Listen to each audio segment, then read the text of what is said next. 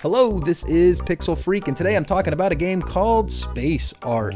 This game came out as part of the NVIDIA Shield release. That's the new Tegra 4 handheld device NVIDIA has come up with. This is a Tegra exclusive game, runs on 3 and 4, not sure about 2, but people can correct me or put that in the comments if it does or does not. I guess not correct, it would be confirmed.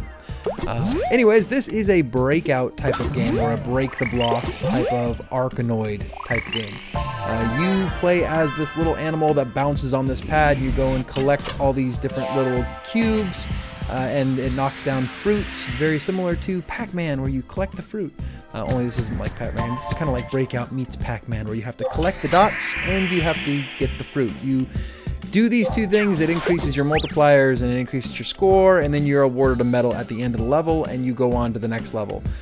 Each set of levels aggregates to a world. There's 6 levels per world, and what you're trying to do is rebuild a world that's been kind of shattered. You're terraforming it. Unfortunately, the game has many flaws, and I really wasn't that keen on it overall. The controls were probably the first part that really bothered me.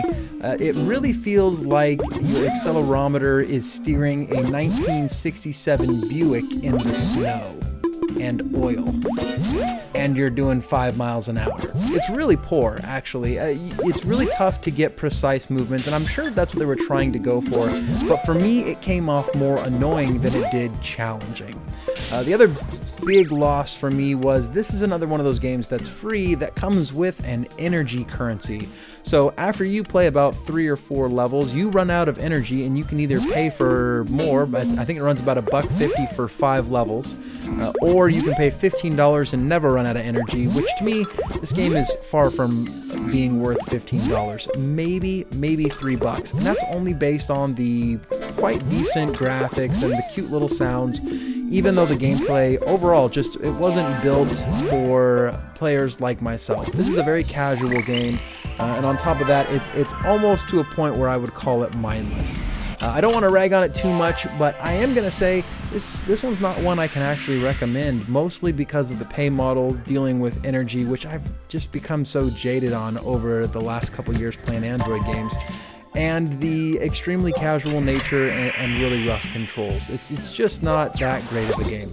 There are some power-ups in the game that you can use to augment your experience. You can buy those with the coins that you've collected, and you can buy coins if you'd like to as well, even though I found that most of the coins, you get them fast enough anyways, and so especially in the early levels, you probably wouldn't need them. What I think the developers were really going for here was something that was going to replicate the success of something like Candy Crush, where people are really addicted. Unfortunately, the gameplay of this game, it just is not that addicting, mostly because of the sloppy feeling controls and the gameplay mechanics that they don't hook you the same way that a lot of the other games that require these energy mechanics to hook you. If you're not hooked on the game, you're not going to buy the energy, and therefore you're not actually going to pay anything for the game. I think that this one probably would have been better with a price tag of maybe $2 or $3, and then get the whole game, and they might have done a little bit better that way, especially with it being part of the Shield release.